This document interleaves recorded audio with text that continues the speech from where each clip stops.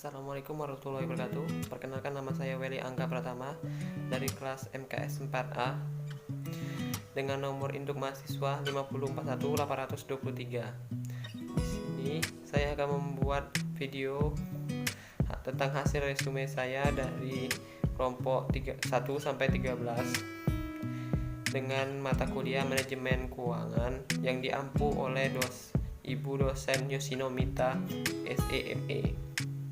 Baiklah, di sini pertama saya akan membacakan dari kelompok 1 yang berjudul tentang laporan keuangan dan pihak-pihak yang berkepentingan. Pengertian laporan keuangan.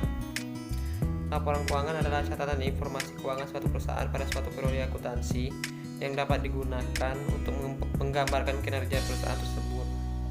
Laporan keuangan yang lengkap biasanya meliputi 1. Neraca, 2. Laporan laba rugi, 3. Laporan perubahan ekuitas, 4. Laporan perubahan posisi keuangan yang dapat disajikan beberapa laporan arus kas atau laporan arus dana. Pihak-pihak yang berkepentingan dalam laporan keuangan ini terdiri dari dua bagian, yaitu pihak eksternal dan internal. Di pihak internal terdiri dari pihak manajemen 2. Pihak perusahaan. Di pihak eksternal terdiri dari 1. Investor, 2. Kreditor, 3. Pemerintah, 4. Karyawan. Berikutnya dari kelompok 2 yang berjudul tentang laporan laba rugi, perubahan modal, dan pajak penghasilan. Pengertian laporan laba rugi adalah laporan yang mengukur keberhasilan operasi perusahaan untuk suatu periode tertentu. Laporan ini digunakan untuk menentukan profitabilitas, nilai investasi, dan kelayakan kredit. Terdapat beberapa komponen yang mengaruhi laba, yaitu pendapatan dan keuntungan, dan beban dan kerugian. Pengertian laporan perubahan modal. Laporan perubahan modal ialah salah satu dari laporan keuangan yang menyajikan informasi tentang perubahan modal pada perusahaan. Laporan perubahan modal dibutuhkan untuk dapat menerangkan kondisi modal yang sebenarnya dan juga mengetahui dana yang dihasilkan sepanjang suatu periode akuntansi. Pengertian pajak penghasilan. Pajak penghasilan adalah pajak yang dikenakan terhadap subjek pajak penghasilan atas penghasilan yang diterima atau yang diperoleh dalam tahun pajak. Baiklah, dari kelompok 3 yang berjudul tentang analisis break-even point atau BEP. Analisis break-even point adalah suatu teknik analisa untuk mempelajari hubungan antara biaya tetap, biaya variabel, keuntungan, dan volume aktivitas. BIP dapat diartikan suatu titik atau keadaan di mana perusahaan di dalam operasinya tidak memperoleh keuntungan dan tidak menderita kerugian. Analisis break-even point mempunyai limitasi tertentu, yaitu fixed cost, variable cost, sales price, sales mix. Kegunaan dari analisis break-even point itu terdiri dari 1. Sebagai bahan pertimbangan dalam mengambil keputusan yang harus dilakukan manajer. 2. Sebagai dasar untuk mengendalikan kegiatan operasi yang realisasi dengan angka, penghitungan titik impas dalam alat pengendalian atau controlling. 3. Untuk mengetahui jumlah penjualan minimum yang harus dipertahankan perusahaan agar tidak mengalami kerugian. 4. Sebagai dasar atau landasan perencanaan operasional usaha untuk mencapai laba tertentu atau profit planning. Pengertian dari shutdown point. Shutdown point merupakan suatu titik pada break-even point yang break-even chart yang menunjukkan bahwa besarnya total penjualan yang diperoleh perusahaan adalah sama besarnya dengan total biaya tunai yang dikeluarkan perusahaan. Dalam keadaan demikian, perusahaan yang bersangkutan tidak lagi memperoleh kelebihan penerimaan kas sehingga tidak mungkin untuk melanjutkan kegiatan operasinya. Suatu usaha tidak layak secara ekonomis untuk dilanjutkan jika pendapatan penjualannya tidak cukup untuk menutupi biaya tunainya. Baiklah, lanjut dari kepada kelompok 4 dengan judul analisis rasio keuangan. Analisis rasio keuangan adalah proses pengamatan indeks yang berhubungan dengan akuntansi pada laporan keuangan seperti neraca, laporan laba rugi, dan laporan arus kas dengan tujuan untuk menilai kinerja keuangan suatu perusahaan. Fungsi dari analisis rasio keuangan adalah 1. Menentukan tingkat kesehatan perusahaan supplier. 2. Menentukan besarnya pajak yang dibebankan kepada perusahaan dan pemerintah atau menentukan tingkat keuntungan yang wajar untuk suatu industri. 3. Digunakan untuk memberikan gambaran informasi mengenai posisi keuangan dan kinerja perusahaan yang dapat dijadikan sebagai pedoman dalam mengambil keputusan bisnis. Bentuk-bentuk rasio keuangan terdiri dari rasio likuiditas, rasio leverage, rasio ekuitas, dan terakhir rasio profitabilitas. Berikutnya dari kelompok 5 dengan judul manajemen modal kerja. Manajemen modal kerja adalah manajemen yang terdiri dari unsur-unsur aktiva lancar dan hutang lancar.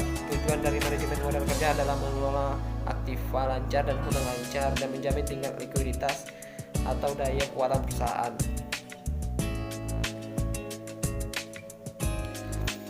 Manajemen modal kerja memiliki beberapa arti penting bagi perusahaan, yaitu pertama, modal kerja menunjukkan ukuran besar investasi yang dilakukan perusahaan dalam aktiva lancar dan klaim atas perusahaan yang diwakili oleh utang lancar.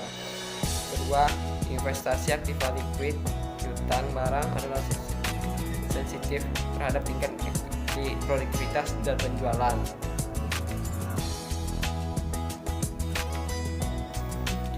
Penggunaan dari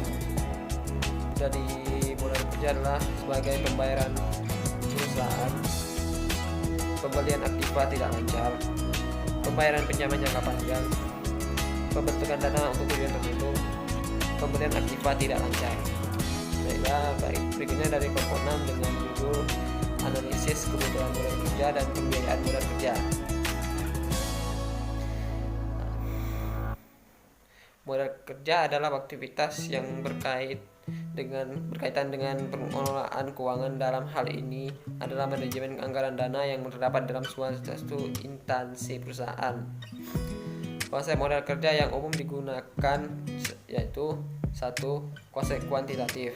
Konsep ini menitik beratkan kepada kuantum yang diperlukan untuk mencukupi kebutuhan perusahaan dalam membiayai operasinya yang bersifat rutin atau menunjukkan jumlah dana yang tersedia untuk tujuan operasi jangka pendek. Konsep kualitatif.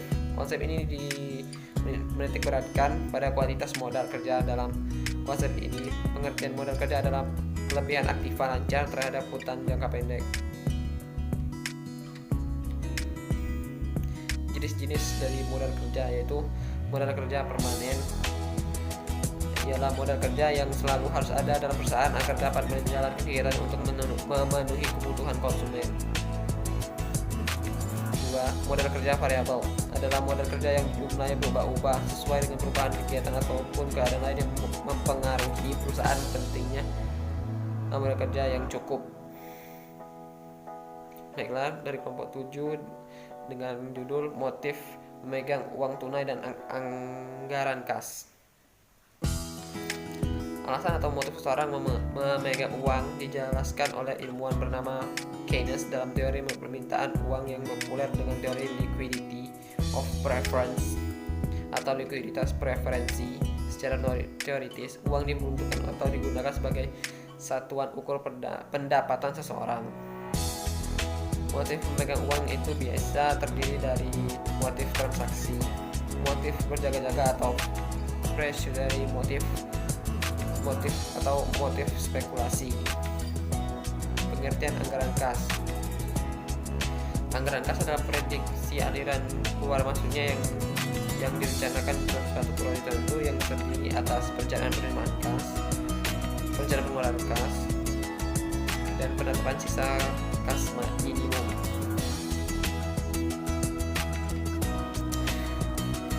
Format anggaran kas. Walaupun tidak ada aturan baku tentang bagaimana seharusnya anggaran kas disusun, tetapi terdapat suatu format yang dinilai baik dan sistematis tentang penyusunan anggaran kas. Format tersebut membagi arus kas ke dalam 3 kelompok sumber, yaitu aktivitas operasi, aktivitas investasi, investasi, dan aktivitas pembiayaan. Baiklah, dari kelompok 8 yang berjudul tentang manajemen kas yang efisien dan saldo kas yang optimal menurut Baumol dan Milevor. Manajemen kas adalah pengelolaan kas perusahaan agar tersedia kas yang memadai, tidak terlalu banyak, atau agar kemudian tidak berkurang kalau terlalu besar, tetapi tidak terlalu sedikit yang bisa mengganggu likuiditas perusahaan. Pengendalian terhadap kas ada dua, yaitu pengendalian untuk penerimaan kas dan pengendalian untuk pengeluaran kas. Faktor yang memenuhi besar kecilnya persediaan bersih kas, yaitu 1. Pertimbangan antara aliran kas masuk dan kas keluar. 2. Adanya hubungan yang baik dengan bank. 3. Penyimpangan terhadap aliran kas yang diperkirakan. Asumsi dari Miller dan Orr yaitu aliran kas harian random dan sulit diramalkan. Tren musiman dan siklus tidak dipertimbangkan. Struktur termin, tingkat bunga flat dan tingkat bunga tidak berubah. Biaya pembelian dan penjualan sekuritas tetap. Baiklah, lanjut dari kelompok 9 dengan judul penjualan secara kredit dalam meningkatkan omset. Penjualan kredit adalah penjualan yang dilakukan secara non tunai atau penjualan yang pembayarannya tidak diterima sekaligus, di mana laba yang diharapkan lebih besar daripada penjualan tunai. Fungsi penjualan kredit adalah sebagai satu, fungsi penjualan. Dalam transaksi penjualan kredit, fungsi ini bertanggung jawab untuk menerima suatu order dari pembeli, meminta otoritas kredit menentukan tanggal pengiriman dari gudang mana yang akan dikirim, dan mengisi surat order pengiriman. 2.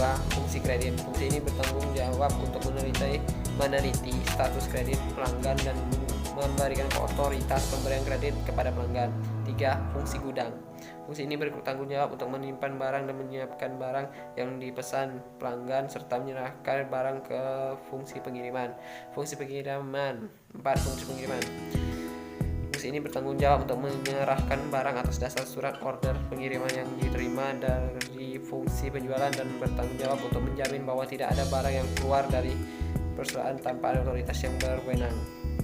5. Fungsi pengagihan. Fungsi ini bertanggung jawab untuk membuat dan mengirimkan faktur penjualan kepada pelanggan serta menyediakan salinan faktur bagi kepentingan perencanaan transaksi penjualan oleh fungsi akuntansi. 6. Fungsi akuntansi. Fungsi ini bertanggung jawab untuk mencatat piutang yang timbul dan transaksi penjualan kredit dan membuat serta pengiriman pernyataan piutang kepada para debitur serta membuat laporan keuangan. Selanjutnya dari kelompok 10 yang dengan judul Risk Return Trade-off dan dampak perubahan kegiatan kebijakan piutang. Pengertian resiko adalah diartikan sebagai kemungkinan terjadinya hasil yang tidak diinginkan atau perlawanan dengan yang diinginkan. Resiko ini bisa dibagi menjadi dua bagian, yaitu resiko sistematis dan resiko non sistematis. Pengertian return pengembalian adalah keuntungan yang diperoleh perusahaan, individu, dan institusi dari hasil kebijakan investasi yang dilakukan. Hubungan antara resiko dengan tingkat pengembalian. Bagi perusahaan yang memperoleh pemberian barang atau jasa yang pembayarannya secara angsuran memiliki arti penting, yaitu mengurangi penyediaan kebutuhan modal secara tunai karena keterbatasan dana untuk membeli secara tunai, mengurangi ongkos penjualan, meningkatkan motivasi kerja, menghindari kemacetan produksi dan penjualan. Selanjutnya dari kelompok 11 dengan judul pengertian persediaan dan jenis-jenisnya. Persediaan atau inventory adalah bahan atau barang yang disimpan yang akan digunakan untuk memenuhi tujuan tertentu. Keberadaannya tidak hanya dianggap sebagai beban atau liability karena merupakan pemborosan atau waste, tetapi juga dapat dianggap sebagai kekayaan atau aset yang dapat dicairkan dalam bentuk uang tunai atau cash. Jenis persediaan yaitu persediaan bahan baku, persediaan barang setengah jadi, persediaan barang jadi, dan persediaan rupa-rupa. Selanjutnya dari kelompok 12 dengan judul manajemen persediaan. Persediaan pada umumnya merupakan salah satu jenis aktiva lancar yang jumlahnya cukup besar dalam suatu perusahaan. Hal ini dipahami karena persediaan merupakan faktor penting dalam menentukan kelancaran operasi perusahaan. Umumnya, total biaya dalam persediaan terdiri dari 1. Biaya simpan, 2. Biaya pesanan, 3. Reorder point.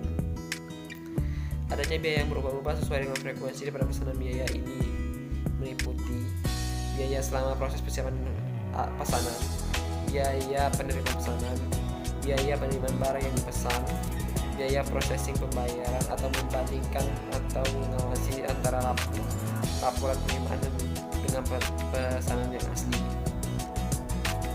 Pengertian reorder point. Reorder point adalah sebuah titik di mana sebuah barang yang ada di gudang, di mana jika persediaan barang sudah mencapai pada jumlah tersebut, bagian yang wajib melaporkan ke bagian purchasing untuk dapat melakukan pemesanan bahan baku kembali sehingga datangnya pesanan tersebut tepat dengan habisnya bahan baku yang dibeli. Selanjutnya kelompok 13 dengan judul sumber dan tipe-tipe pendanaan jangka pendek. Sumber dan dana jangka pendek adalah pendanaan yang harus dilunasi, dibayar pada waktu yang tepat dalam 1 tahun atau kurang untuk memenuhi kegiatan operasional rutin perusahaan. Sumber dana menurut asalnya itu terdiri dari 2. 1. Sumber intern atau internal source, 2. Sumber eksternal atau external source.